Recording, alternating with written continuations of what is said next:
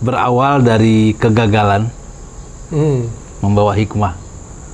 Karena dulu sebelum kita merintis pondok ini, kami menerima wakaf 3,5 hektar di Kabupaten Pandeglang, Provinsi Banten. 3,5 hektar. 3,5 hektar. Karena pengalaman yang sangat hijau, wakaf itu hanya dibicarakan, kemudian dibuat ikrar wakafnya. Ternyata kami tidak dilibatkan sebagai nazir. Oh. Kemudian setelah pondok itu maju pesat, dalam 2 tahun itu mengalami kemajuan yang sangat pesat sekali. Santrinya sudah hampir 400 orang dan punya nama, berprestasi. Nampaknya mulailah setan masuk. Keluarga wakifnya tergoda ingin menguasai wakaf itu kembali.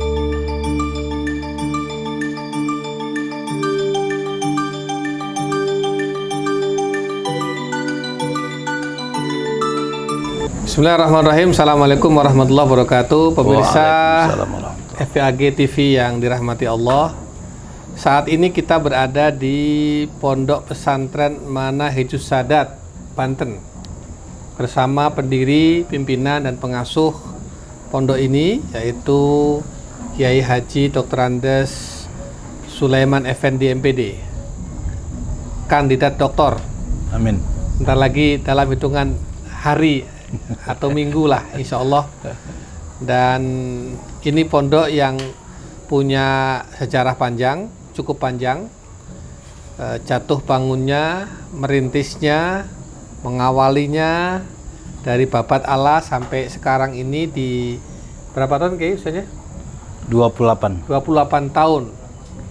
Dan ini luar biasa, menjadi salah satu dari inspirasi banyak pesantren di Indonesia, terutama pondok-pondok pesantren asriyah maupun salafiyah. Bersama kita Kiai Haji Dr. Andes Sulaiman Effendi MPDI, dan kita akan berbincang-bincang pada kali ini tentang topik besarnya wakaf. Wakaf, bagaimana wakaf itu menjadi instrumen di dalam pendanaan pondok ini. Bagaimana wakaf dikelola di pondok ini, tentu dengan keunikannya, karena memang setiap pondok pesantren itu mengelola wakaf dengan kearifan kiainya, kearifan lokal, kebutuhan yang ada di pondok masing-masing, dan itu sangat unik.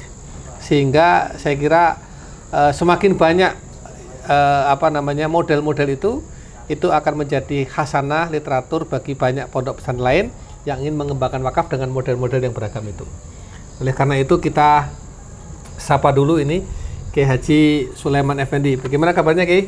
Alhamdulillah baik, alhamdulillah. Masya Allah. Ini senior tapi muda terus. Jadi orangnya murah senyum, ya kan?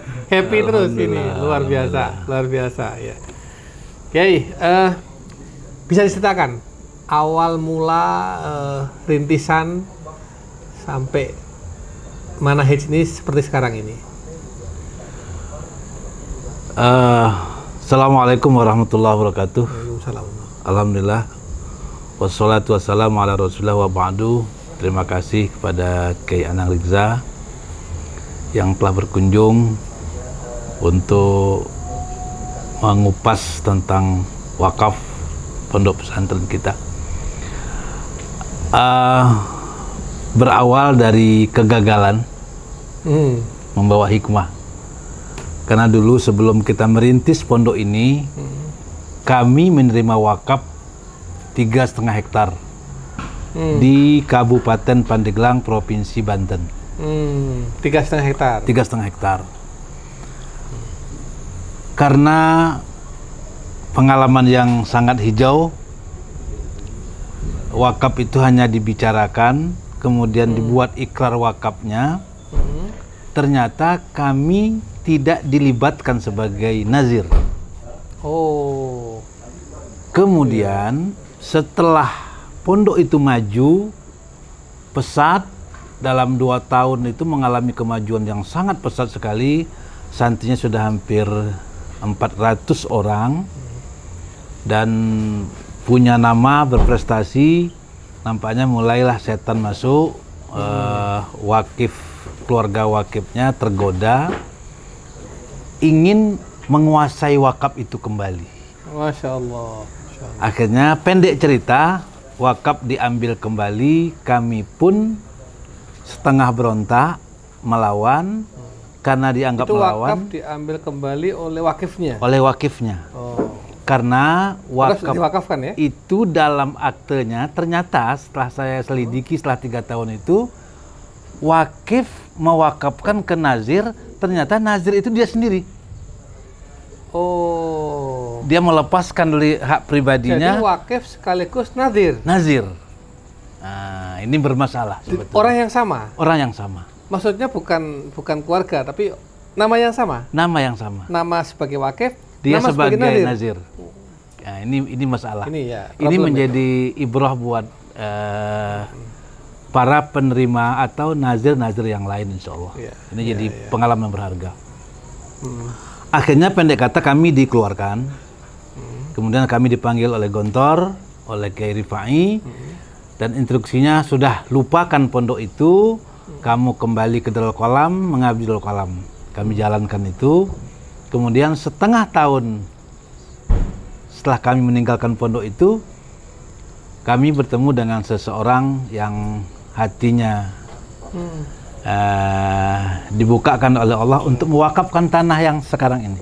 Masya Allah. Beliau adalah Ketua DKM Masjid Al-Hidayah Jakarta. di belakang Gedung Bidakara. Oh, wah itu Dan tempat-tempat ini ya. Masjid itu adalah Masjid Bank Indonesia. Jadi Masjid punya Bank Indonesia. Masjid Beliau BI. ketua DKM-nya. Ketua DKM-nya dan beliau mantan pejabat BI. Oh ya. Jadi mantan pejabat BI, Mewakafkan orang tanah soleh, di sini. dan dia menjadi ketua DKM Masjid Al-Hidayah. Ya. Kami khotib di situ, udah cukup lama, panjang, bertahun-tahun. Nah, beliau tahu perjalanan kami. Kemudian setelah khutbah Jumat, kami diajak makan di rumah beliau. Ternyata beliau sudah menyiapkan sebuah sebuah tanah. keinginan, Iya. gitu loh. Nah, akhirnya setelah makan disampaikan, Ustadz, kira-kira mau nggak kalau merintis dari nol lagi? Karena dia tahu perjalanan kami di Pandeglang. Ya. Sesungguhnya kami saat itu mencari wakaf, mencari orang mewakafkan tanah. Ini namanya taufik. Taufik. Jadi sana ada yang mau wakaf, sini lagi nyari wakaf. Ya, kalau orang Melayu Taufik. bilang pucuk dicinto ulam pun tibo. Masya Allah. Pucuk dicinta ulam pun tiba. Iya. Nah, yang Tumbuh dicari, ketemu tutup ini. yang kita berdoa setiap malam, Al-Jawa istikharah, Allah ijabah. Iya. Nah, barangkali itu Berapa itu? Berapa? Dakwatul mazlum ya ini. Itu berapa pertama kali? 5.000 meter. Dari 5.000 meter. Iya, jadi begini soalnya. Saya bilang, apa maksud Pak Haji? Dia bilang begini, saya ada beberapa perhiasan peninggalan istri saya, anak saya nggak mau nerima. Sepakat mereka itu, udahlah, ini kami bagi-bagi, tapi yang ini ada anting, ada gelang, ini biarlah kami wakafkan untuk atas nama ibu. Ya. Itu niatnya, Ibu Yusmaini namanya. Ya. Saya bilang, Pak Haji, dengan senang hati saya siap menerima wakaf itu. Beliau bilang, ini bukan tanahnya belum ada. Karena wakaf ini untuk pondok pesantren, yang tahu tanah yang cocok itulah Pak Ustadz. Silahkan cari tanahnya, uangnya ada 6 juta. Ya. Silahkan cari tanah di mana saja, Ustadz berkenan. Ya. Ini jadi wakaf itu ada namanya wakaf aset, ada wakaf melalui uang. Ya. Di beberapa pondok lain itu orang punya tanah, mewakafkan tanahnya untuk dibangun pesantren. Ya. Itu wakaf aset. Ya.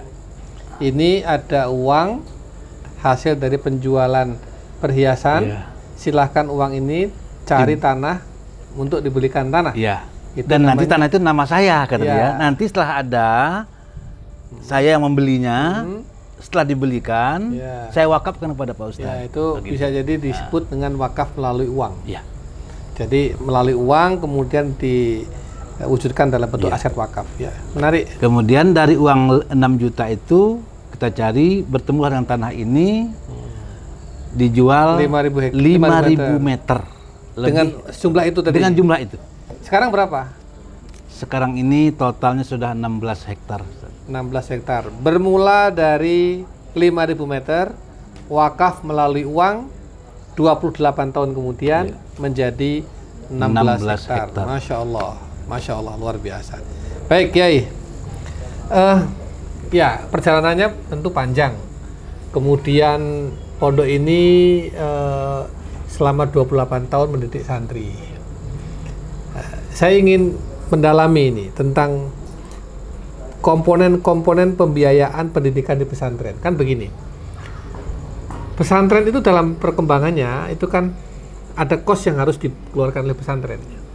Biasanya kos itu satu untuk operasional pendidikan, yang kedua untuk makan dan minum karena mereka berasrama, yang ketiga kos yang dikeluarkan untuk operasional rutin, yang keempat untuk sarpras, perluasan tanah, bangun gedung, asrama, kelas, MCK dan lain sebagainya. Terus yang kelima itu untuk kesejahteraan keluarga. Artinya keluarga itu berarti semua yang berjuang di pondok.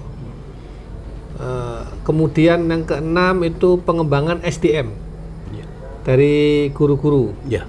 Yang ketujuh pengembangan kelembagaan. Tadi saya dengar antum bikin manahij di Padang misalnya, atau bikin perguruan tinggi, atau bikin sekolah tinggi, atau bikin SD, SMP dan seterusnya. Yang kedelapan itu biasanya kos untuk pengembangan networking, jaringan.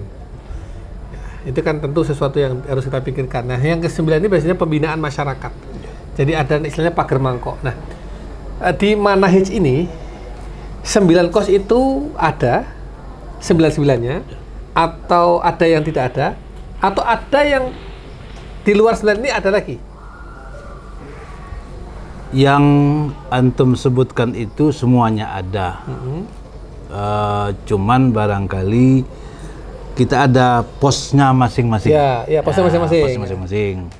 Ada lebih dari selain itu ada? Lebih Tambahan dari lagi? itu nggak ada. Itu selain itu. Hanya itu. Dari semua itu yang paling besar mana? Sarpras, Yang paling besar atau- adalah sarpras. Sarpras. pembangunan. Ya, dari mulai pembangunan tanah Iya, apa semua. pengembangan wakaf, pengembangan aset, Iya. bangunan dan perawatan. Perawatan, iya, itu paling itu besar yang ya? paling besar. Paling kecil. Yang paling kecil untuk saat ini Atau networking, atau pengembangan SDM, atau networking. apa? Networking. Kalau SDM termasuk besar. Besar ya? Iya. Nah, sekarang sumber. Ya. Itu kan tadi uang yang Ya, keluar. ya, ya. Sekarang uang yang masuk ini kan ada swadana santri. Ya. Dari sumber santri. Yang kedua dari mungkin dari infak sodako zakat Ya. itu. Yang ketiga dari wakaf. Ya. Yang keempat dari unit usaha pesantren. Ya. Nih, ini Manahij kan punya banyak ini. Wah, perusahaan-perusahaannya nih, usaha-usahanya. Yang kelima itu adalah dari hibah. Ya. Hibah itu bisa jadi negara atau swasta. Ya. Contoh BOS, Ya. sertifikasi dan sebagainya. Dan yang keenam barangkali itu adalah skema pinjaman atau wakaf uang berjangka. Ya. 5 atau 6 ini selain ini ada lagi atau kurang dari ini? Yang selain itu nggak ada, Ustaz. Yang antum sebutkan semuanya ada di sini. Semuanya ada. Iya. Paling besar di mana kira-kira? Pembangunan, Ustaz. Wakaf ya. Iya, untuk Jadi untuk aset. Sumber dana yang masuk yang paling besar itu dari wakaf ya. Iya. Pendanaan yang kita jalankan di pondok ini gini, kita ada sumber dana itu dua sumber. Ada sumber dana tahunan, ada sumber dana bulanan. Nah, gitu kan. Ya.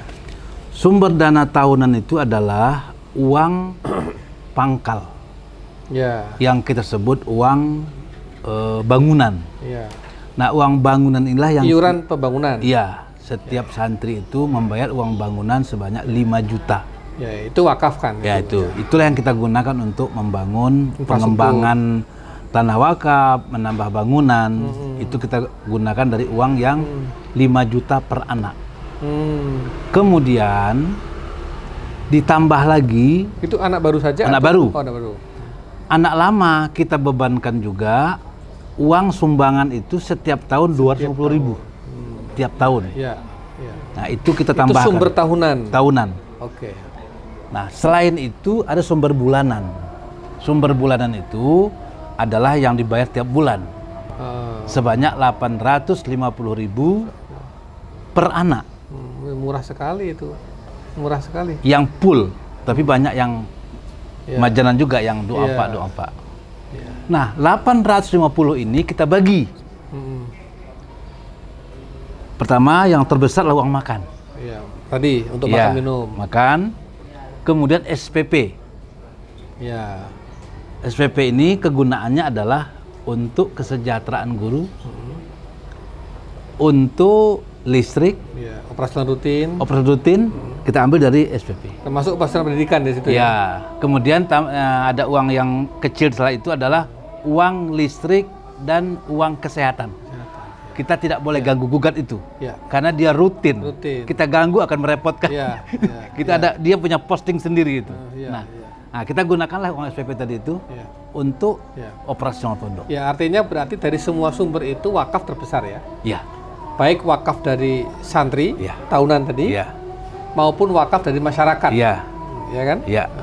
Kemudian ditambah lagi Ustadz, dana-dana yang muncul dari unit usaha. Ya. Ini kita masukkan dia ke kelompok dana pembangunan tadi yang 5 juta. Ya. Tambah 250.000 untuk tiap tahun. Nah, ditambah ada uang sapi, ada uang resto, ada uang Ya. ikan, ada uang roti. Ya. Itu kita masukkan ke dana tahunan Ya. untuk membangun dan merawat Ya. dan pengembangan pondok, Ya. termasuk yang Padang sana. Ya, jadi Begitu. Ustaz. dari sisi sumber dana ada dari santri, Ya. swadana, ada wakaf tadi, Ya. ada hasil usaha produktif Ya. tadi kan, Ditambah lagi tambah lagi, dana dari pemerintah. ya itu hibah tadi Berbentuk ya, bos. dan lain sebagainya Itu kita tidak boleh masuk ke dana bangunan. Ya, Dia boleh masuk operasional saja. operasional, oke. Nah, tidak boleh dia masuk ke Ya. sini. Yang paling besar wakaf dari Wakaf. semua itu. Ya, Yang paling kecil, Yang paling kecil bos itu hibah tadi. adalah masuk. Ya, dari sumber-sumber itu yang paling kecil apa? Sumber yang paling kecil saat ini ya SPP itu yang paling kecil. Maksudnya dari total setiap tahun Hmm? semua yang masuk tadi itu komponen yang paling kecil apakah dari swadana santri atau dari wakaf atau dari ZIS Oh. atau dari yang hibah tadi? Mungkin hibah kali kan? Hibah ini- kan nggak seberapa ya? Hibah kan dia rutin, Tapi kan nggak seberapa. nggak seberapa. Hibah itu kan hanya uang bos saja. Iya. Itu nggak Artinya seberapa. dibanding dengan wakaf yang masuk, Iya, lebih banyak wakaf. santri yang masuk, Dana usaha masuk. usaha masuk, itu hibah paling kecil. Iya, hibah paling kecil. Saat ini hibah paling kecil. Iya, Saat ini. iya.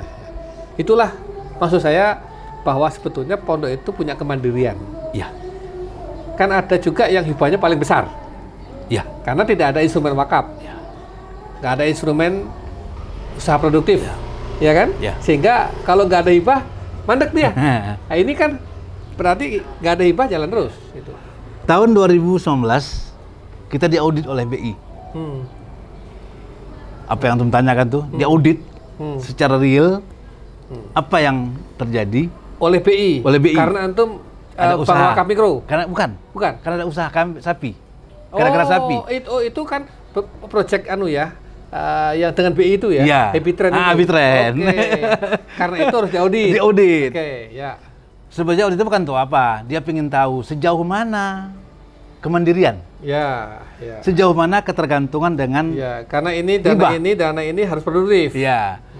Kemudian muncullah angka bahwa pondok ini dana yang dihasilkan oleh wakaf internal dan usaha jauh lebih besar daripada hibah.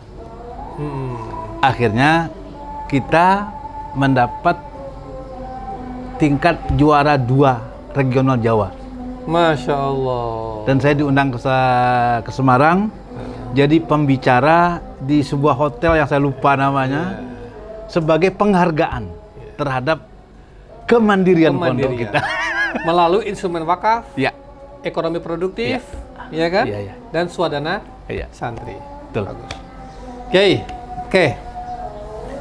Di dalam wakaf itu kan ada wakaf yang bersifat abadi dan temporer. Ya, Abadi itu misalnya orang mewakafkan ya untuk selamanya. ya, Kalau temporer itu berjangka. Bisa jadi misalnya saya wakafkan lahan pertanian ini selama 10 tahun, hasilnya silahkan dipakai. Tapi setelah 10 tahun kembali ke saya lagi, misalnya. ya. Atau saya wakafkan dana ini, ada juga dana. Saya punya dana silakan dipakai selama 5 tahun, nanti dikembalikan lagi. Itu kan berarti wakaf uang temporer berjangka atau wakaf aset berjangka. Ya. Ya kan? Nah, di manhaj ini ada nggak wakaf abadi? Tentu abadi ya, pasti ada ya. Ada nggak yang wakaf temporer? Sementara ini belum ada. Semua abadi semua. Semua abadi. Nah, ini Belum bagus, kita luar mengalami. biasa ini. Belum pernah mengalami. Jadi belum pernah ya? Belum. Semua yang diwakafkan ke sini, apapun bentuknya, Ya. itu selamanya semua. Ala dawam. Ala dawam semua. Dari sisi wakif, di dalam undang-undang wakaf, dalam syariah kita itu ada wakif yang sifatnya individu, Ya. ada wakif yang sifatnya organisasi, ada wakif yang sifatnya badan hukum. Jadi misalnya PT badan hukum itu mewakafkan kepada manhaj misalnya, atau yayasan, atau badan-badan yang lain. Tapi ada juga yang sifatnya pribadi ya, orang-orang biasa, orang per orang gitu. Nah, di manhaj ini wakifnya tiga-tiganya itu atau dua atau Hanya satu? dua. Hanya dua. Pribadi dan organisasi. Organisasi berarti sekumpulan orang. Ya. Misalnya. Pribadi itu yang kita terima di manhaj 1 dan 2. Sini. Ini Ya. yang KMI dan Ya. Tahfidzul Quran. Yang 14 hektar itu di sini. Iya, sini semuanya. 17 hektar ya? Iya, 16. 16. Itu yang di sini. Ini yang sini. Itu wakifnya pribadi kan? Iya. Dari orang-orang itu. Iya, Oke. orang-orang. Kemudian untuk yang di Sumatera Barat, wakaf tanahnya itu Organisasi. Oh. namanya Kerapatan Adat Nagari. Kalau di Ini sini, menarik ini wakaf. kalau di sini namanya tanah bengkok. Bengkok apa bengkong? Ya, bengkok. Bengkok. Tanah desa. Tanah desa. Iya. Bengkok namanya di sini. Kalau di Minang namanya tanah nagari. Tanah dimiliki oleh Ninik Mama yang dikepalai oleh ketua Klan. Kerapatan Adat Nagari. Kan Oke. namanya. Iya, kan. Jadi ketua adat gitu ya? Atau Iya, ketua adat. Ketua marga gitu, bani ya? Iya, ketua adat. Iya, dan dia Jadi punya anggota. satu nagari itu, satu kampung itu ada ketua adatnya. Nah, dia organisasi. Organisasi. Namanya Nagari. Ada kepala desa namanya wali nagari. Oke. Tapi yang berkuasa itu adalah kannya. Oke. Kerapatan Adat Ini Nagari. yang mewakafkan ke Ini yang manhaj. mewakafkan ke manhaj. Oke. Berarti di manhaj ada dua wakif. Wakif yang bersifat individu dan wakif yang bersifat organisasi. Yang kedua, bangunan yang di sana sekarang ini yang sedang berjalan ada 4 unit bangunan yang sedang dikerjakan. Ya. 2 sudah selesai. Hah? Ketiga dan keempat akan digarap. Ini juga dibangun oleh Badan Wakaf Al-Quran, organisasi. Oke. Menarik. Senilai 2,8 miliar. Masya Allah. Sedang berjalan. Sudah selesai 2 bangunan, sudah dipakai sekarang. Sedang dikerjakan 2 lagi. Oke. Kontraknya 2,8 miliar. Oke. Sekarang nadirnya sama. Dalam undang-undang juga disebutkan nadir itu 3.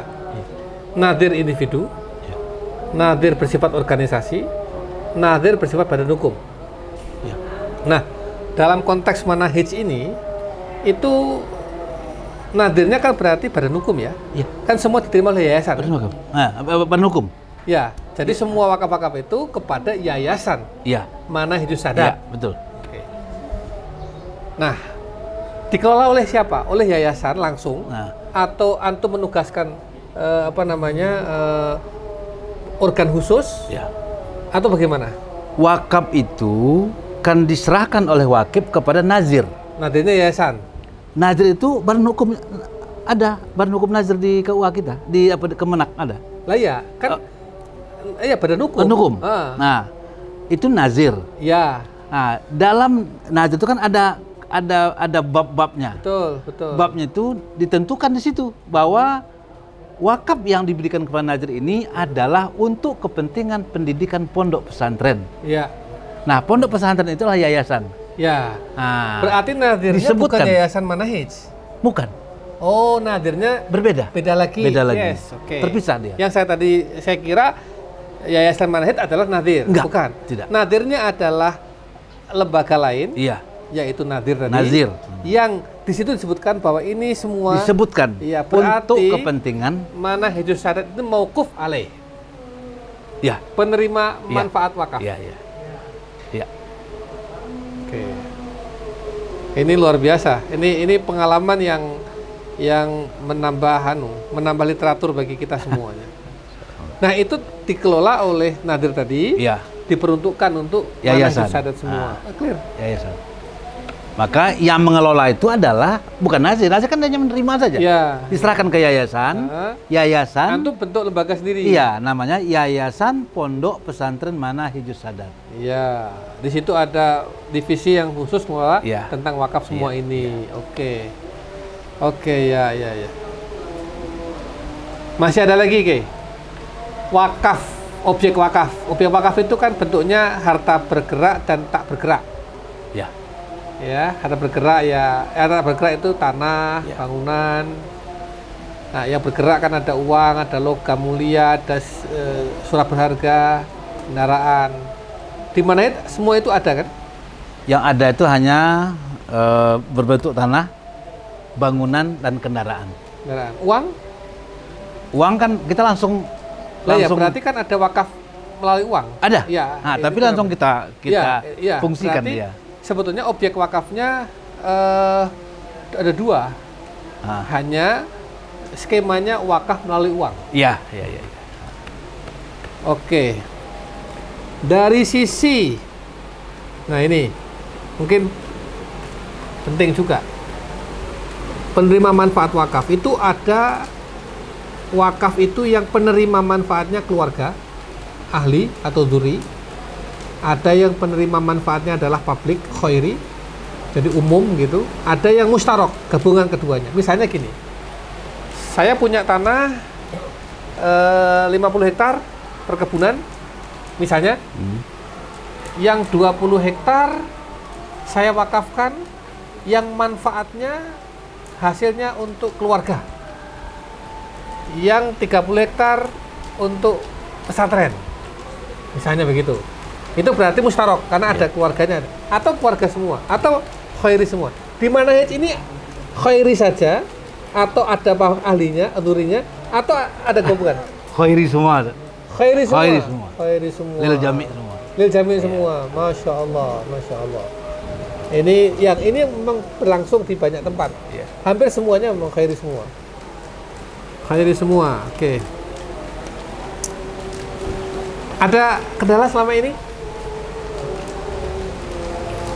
Kendala wakaf ini ya kendalanya tidak ada sebetulnya. Cuman orang berpikir begini. Kalau udah wakaf nanti bagaimana keluarganya, bagaimana anak, itu bagi saya bukan jadi kendala itu. Itu hanya kekhawatiran orang di luar. Termasuk keluarga saya sendiri. Kalau pulang kampung, itu pondok statusnya apa? Gimana kalau kamu mati? Siapa yang nerimanya?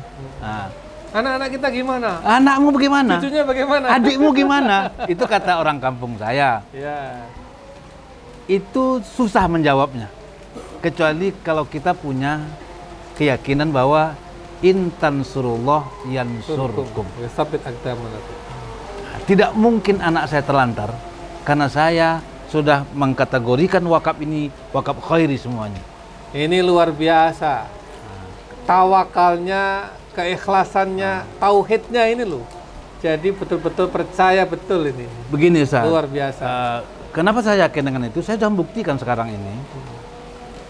Kenapa Manahijus Sadat dapat tanah wakaf dari tanah Minang? Ini unik. Mengapa Manahij mendapat tanah wakaf dari tanah Minang? Berarti asbabul nuzulnya? Ya. Asbabul urutnya? Iya, Ya. ini karena wakaf khairi sebetulnya.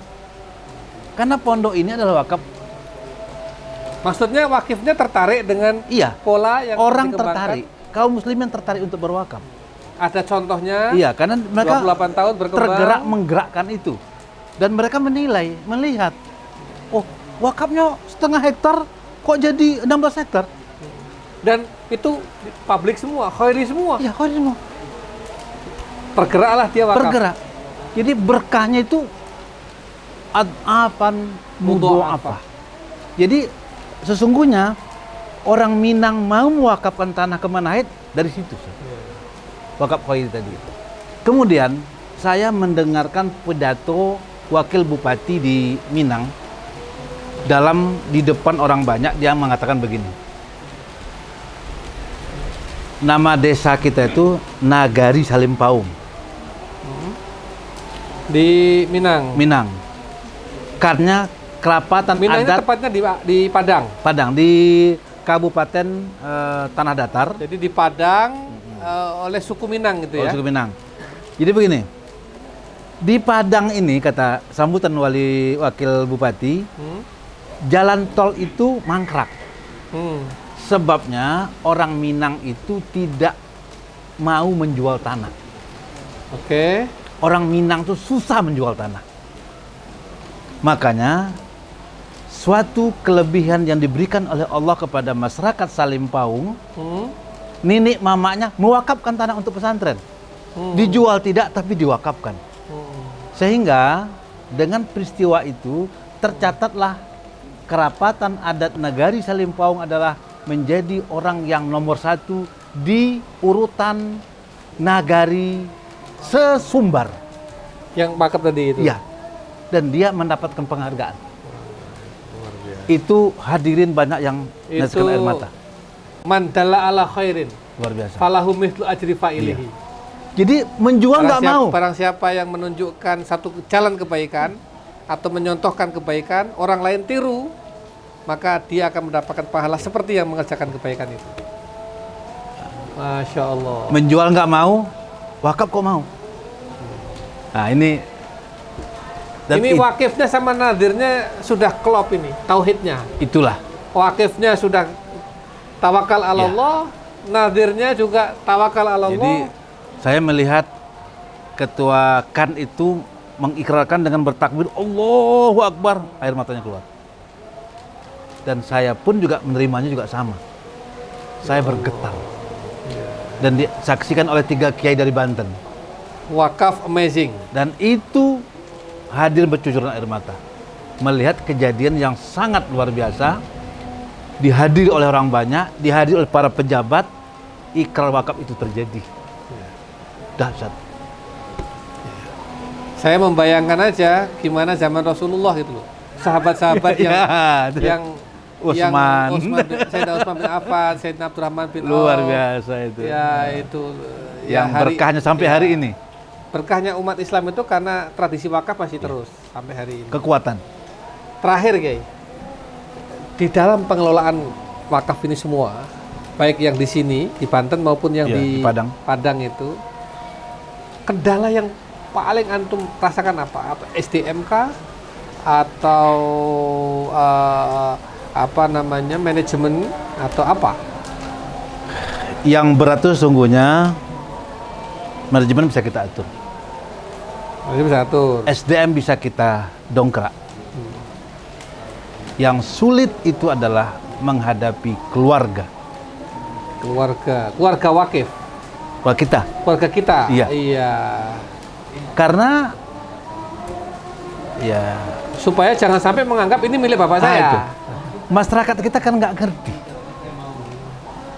Wakaf itu apa?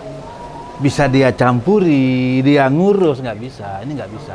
Padahal syariat wakaf, semua yang sudah diwakafkan menjadi aset wakaf. Dan aset wakaf itu tidak boleh diwaris, tidak boleh dihibahkan Wala lagi, yuhabu, wala yuba'u, tidak boleh dijual, wala yurasu. tidak boleh hilang. Tetap harus utuh, abadi, Ah. tapi berkembang. Nah, makanya harus pegang oleh orang yang ahli. Dan amanah. Amanah. Tidak bisa kepada keluarga. Apalagi yang punya kemampuan. Boleh kepada keluarga, tapi dia punya kemampuan. Wakaf harus dikelola secara profesional Iya. untuk menjaga kelestariannya. Ya. Ini luar biasa, saya kira ini sudah banyak inspirasi ya. Apalagi ini. Apa harapan antum untuk lembaga wakaf ke depan? Pesantren-pesantren ini ada? Idealnya seperti Saya apa? banyak memberikan arahan kepada kawan-kawan. Hampir tiap minggu orang datang ke sini, datang ke Padang. Bagaimana manhaj bisa berkembang? Kami udah bertahun-tahun nggak punya tanah. Saya bilang, wakaf kuncinya. Kenapa pondok Bapak tidak berkembang? Karena Bapak nggak wakaf, milik sendiri. Trustnya tidak Beda. tinggi ya. Bobotnya nggak ada, magnetnya nggak ada. Tanah siapa? Tanah saya. Orang mikir, membantu juga mikir. Nah, power wakaf itu luar biasa. Maka jangan ragu, jangan takut miskin gara-gara harta pondok diwakafkan. Sampai-sampai yang kita beli pun kita wakafkan juga ke situ. Nah, nggak apa-apa. Dan ternyata nggak miskin. Tidak miskin. Nah, inilah. Subhanallah. Saya banyak sekali pengusaha bikin pondok. Saya tidak mau ikut terlibat dalam pondok Anda kecuali Anda wakafkan dulu tanahnya. Iya. Saya ikut. Clear. Kalau enggak. Kenapa? Kalau enggak wakaf, saya sama dengan ikut membuat masalah dalam keluarga Anda. Makanya sering ada ungkapan sebetulnya ada orang yang memang ingin wakaf. Ada orang yang sebetulnya nggak ingin wakaf, hanya ingin memindahkan masalah. Membuat masalah baru. Masalahnya di mereka pindah ke kita. Dan itu Baik. susah memecahkannya. Solusinya wakaf. Begitu wakaf. Banyak contoh lembaga-lembaga, terutama Banyak sekali, pesantren, Ustaz. yang Banyak sekali. berhasil mengolah wakaf dan contoh salah satunya adalah di Manhajus Sadat ini. Alhamdulillah. Baik, terima kasih Kiai Sulaiman. Ini singkat tapi daging semua ini dan memberi banyak inspirasi, insight kepada khususnya para pengelola pesantren, para pengasuh pesantren, pengelola lembaga-lembaga pendidikan Islam, bagaimana wakaf itu menjadi instrumen di dalam pembiayaan dan pendanaan pesantren. Wakaf menjadi penopang utama, dan wakaf itu jika dikelola secara profesional, terlepas dari semua kepentingan-kepentingan, apalagi kepentingan pribadi dan keluarga, amanah, visioner, profesional, insya Allah wakaf itu akan berkembang. Dan manhaj ini dari 5.000 meter sekarang menjadi 16 hektar. 16 hektar, ditambah lagi yang di Minang 7 hektar. 7 hektar. 9 Dan hektar Mbak tambahan itu lagi. semua dilalui dalam rentang 28 tahun. Kiai Sulaimannya masih gagah, masih ganteng, masih muda. Ini kan capaian yang luar biasa. Artinya pertumbuhan wakaf itu dalam waktu yang tidak lama itu lompatannya luar Berkembang. biasa. Para pemirsa FEAG TV yang dimuliakan Allah, wakaf membuat harta kita lestari, abadi. Dari sisi wakif, dia mewakafkan hartanya, asetnya abadi, manfaatnya terus mengalir menjadi sedekah jariah. Dari sisi lembaga pendidikan, dengan wakaf itu menekan biaya kos yang seharusnya timbul menjadi tereduksi karena ada atau instrumen wakaf. Dari sisi nadir, memang harus profesional, amanah, dan bebas dari interest-interest yang bersifat parsial, pribadi, keluarga, golongannya sendiri, dan lain sebagainya. Ini clear, murni, menjadi amanah dari Allah dan Rasulnya yang dipergunakan untuk seluas mungkin bagi kemaslahatan umat dan bangsa.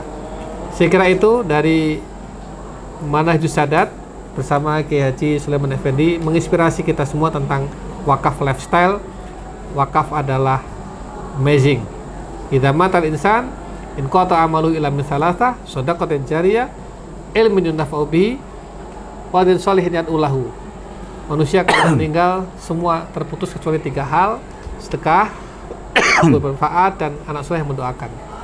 Nah, yang sudah berwakaf di Manhajus Sadat dan di banyak pondok-pondok lain mudah-mudahan menjadi sedekah jariyah. Ibnu Qudamah pernah berkata, ditanya oleh muridnya, "Wahai Imam, siapakah orang yang paling bahagia?" Imam menjawab, orang yang paling bahagia adalah orang yang ketika nafasnya berhenti, pahalanya masih mengalir. Sekian. Subhanallah. Syukran Ustaz. Assalamualaikum warahmatullahi wabarakatuh. Waalaikumsalam warahmatullahi wabarakatuh.